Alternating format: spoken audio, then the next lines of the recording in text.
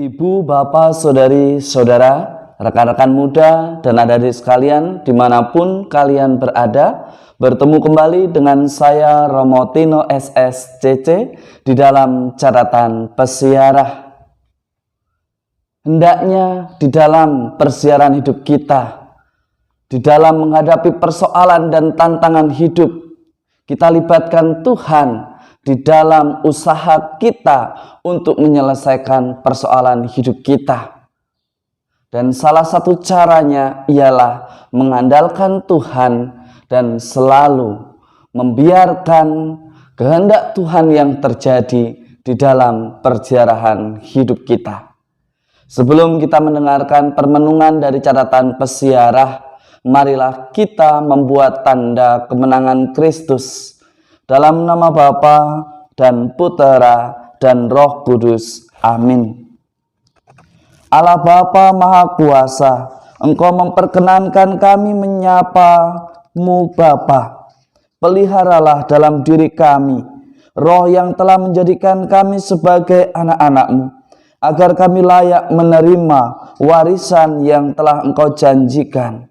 Ajarilah kami untuk selalu bertingkah laku sebagaimana anak-anak terang yang Kau kehendaki.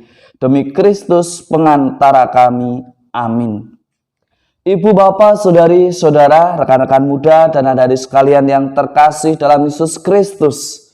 Kisah kedua Rasul, Petrus dan Yohanes, lagi-lagi mempertegas bahwa kita mestinya selalu melibatkan Tuhan di dalam menghadapi persoalan hidup kita. Sebagaimana yang dikisahkan di dalam kitab para rasul. Para rasul berdoa melibatkan Tuhan sehingga ia ketika dihadapkan pada persoalan yang ia hadapi, ia mampu berkata-kata dan mengeluarkan kebenaran secara bijaksana. Sehingga orang-orang yang membencinya tidak memiliki alasan untuk menyingkirkan dia dari karya pewartaan penyelamatan Tuhan. Hanya saja seringkali kita sebagai manusia merasa bahwa kita yang paling hebat, bahwa semuanya terjadi karena saya, karena Anda, karena kita semua. Padahal apa yang terjadi, apa yang telah menjadi berkat dalam hidup kita semata-mata karena belas kasih Tuhan.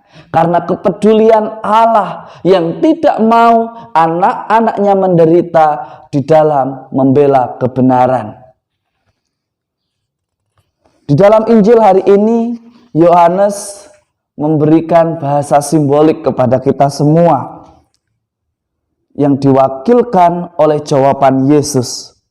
Aku berkata kepadamu, sesungguhnya jika seseorang tidak dilahirkan dari air dan roh, ia tidak dapat masuk ke dalam kerajaan Allah.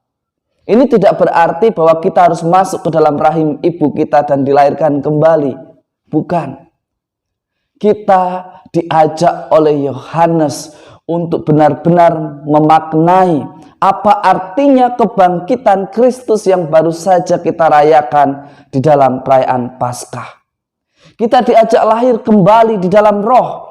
Artinya apa? Kalau kita sudah terlalu jauh daripada Tuhan, kalau kita biasanya mengatur Tuhan di dalam perjalanan hidup kita, kalau kita biasanya hanya menghakimi orang, kita diajak untuk bertobat. Kita diajak untuk meninggalkan ketidakbaikan kita. Kita diajak untuk hidup lebih baik. Diperbaharui, dilahirkan kembali artinya apa? Yang tadinya penjahat berusaha untuk menjadi orang yang baik. Yang tadinya jauh daripada Tuhan, mari kita berusaha untuk selalu mengandalkan Tuhan. Dilahirkan kembali dan hidup di dalam roh artinya selalu menjadikan Tuhan sebagai andalan hidup kita. Bagaimana di tengah keterbatasan seperti ini? Apakah kita harus tetap melayani? Ya, kita harus melayani karena Allah peduli. Allah tidak pernah meninggalkan kita anak-anaknya. Yang sering kali terjadi, kita meninggalkan karena merasa Allah tidak mencintai, karena merasa Allah tidak peduli. Padahal Allah peduli.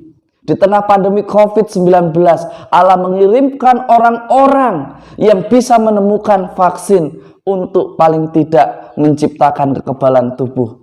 Tuhan mengirimkan orang-orang yang tidak pernah lelah menggembar-gemborkan, mewartakan untuk memakai masker, mematuhi prokes yang sudah diwartakan, mengajak setiap orang untuk hidup dengan gaya sehat.